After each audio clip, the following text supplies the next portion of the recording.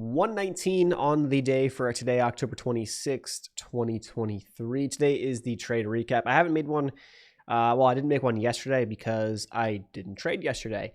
Also, I was quite ill. You can probably tell I'm pretty congested as it is. So there's a little bit to unpack here. Some mistakes, and then some things that just didn't work, and then I just took advantage of them. What I was able to recognize and play the opposite side of that.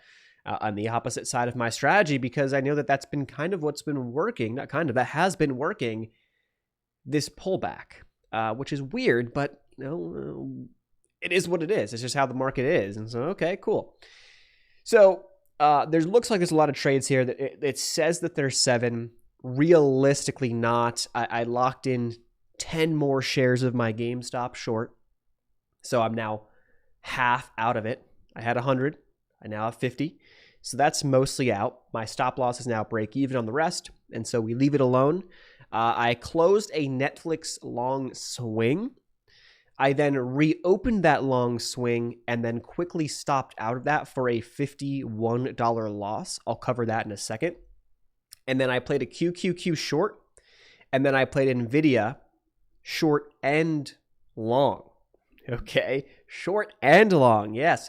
Now, it's essentially the same exact strategy, but I'll get into that. So let's start with, I'm not going to mention GameStop. Well, we're not going to pull that up because it's not worth it. Let's go Netflix, and then we'll go QQQ, and then we'll go NVIDIA. And we'll kind of work our way back from there. So the Netflix original long, I closed out for $38 of gain, and then I ended up getting back in and then losing 51. So you can call it a slight loss or even a break even net on my total Netflix play. So here it is.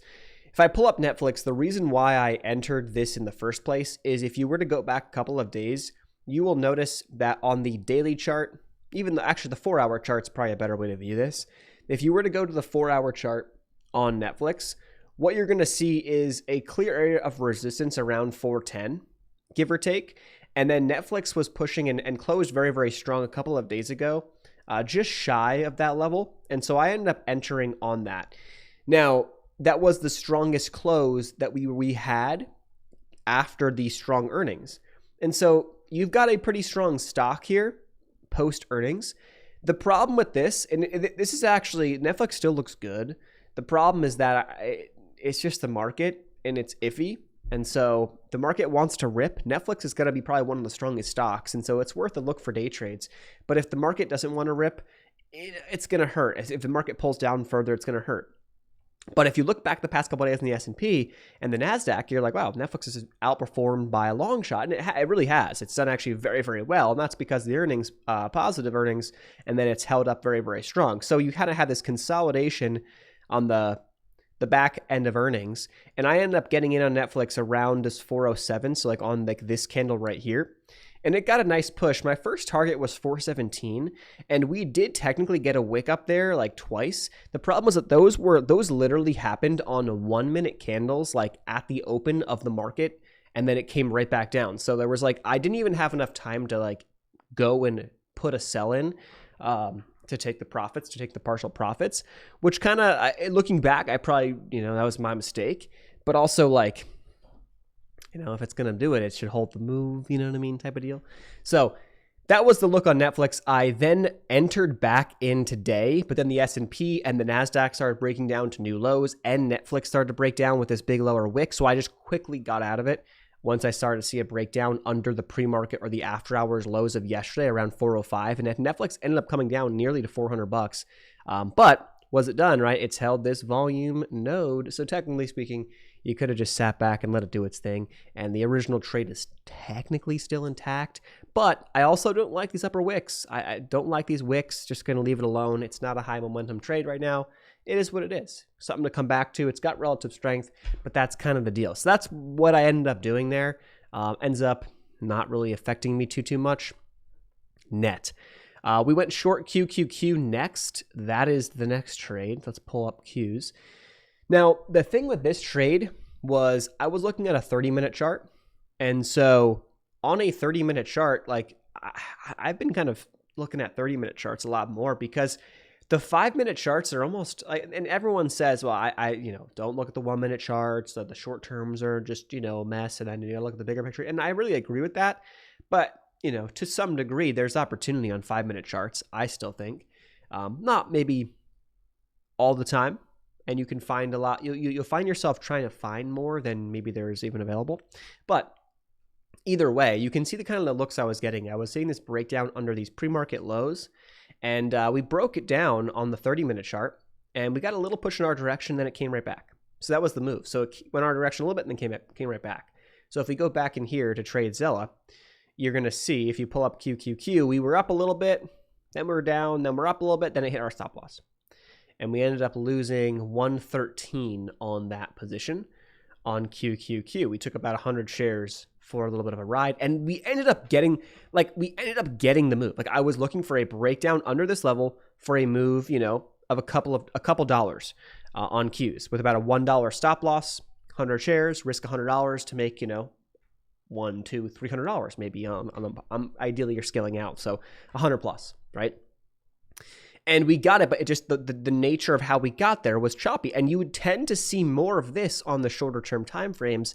So that's why I wanted to go to the 30-minute chart. But the 30-minute chart even kind of fooled me. And that's been the nature of these moves. Right? We get a push, big retest, and then it goes a little bit lower. Big pullback, a little lower. And it's like, it has not been a high momentum move down, which is totally fine. That's just the way it is. And so understanding that kind of framed me for this NVDA trade. So if I pull up NVDA, this is this trade. If I go back here, let's go back to Trade Zella. Go back in here.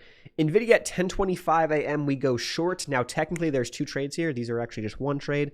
I didn't size properly. As I entered the first one with 25 shares, I was kind of like, 25 shares is not enough. So I entered an additional 15, get me to about 40 shares. Like that, based on the risk and my reward targets, like that made more sense for a sizing position, which ended up working out pretty good because we ended up making on that trade, I don't know, what is that? Do the math, like $113 or something like that, which is nice. And then the next trade, we also made so we made about the same amount of money on both those trades. So add these two up as call these shorts one, and then this long was just one. And I traded 30 shares on the long. So here's NVIDIA, and I was looking at the exact same thing, 30-minute chart breakdown underneath a Dell bottom low, and also happened to be pretty much lows of the pre-market hours. We got in on this candle, so around, this is the 10 to 10:30 candle, and we got a nice push. Nice push back down, then I ended up having a stop loss that I moved. If I go back to a 5-minute chart, I ended up having a stop loss that I moved to, as NVIDIA was putting in these lower highs, I moved my stop loss. So once I hit my first take profits, which I believe came somewhere in here on this move down, my stop loss then went to break even, so like somewhere in here. And then once we pushed down further, I took a little more profits off, I believe, here. And then I moved my stop loss to above these highs. So that would be like continuing of lower highs. And then end up stopping me out here. So I got out there. And it technically went a little bit lower. But then what do we see? Here's where I went long. So what I see on NVIDIA is essentially the next setup is presenting itself. And I'm like, okay, maybe I can reshort NVIDIA here if it breaks below this low. I did not reshort it at the time. I was actually making lunch. I came back and I saw massive volume. I saw humongous lower wick, and I'm like, whoa, massive volume, humongous lower wick. All of these things looking pretty good for a reversal. Not to mention, I was on Bookmap. I actually closed out of Bookmap just now, but I'll leave a link to Bookmap like always down below.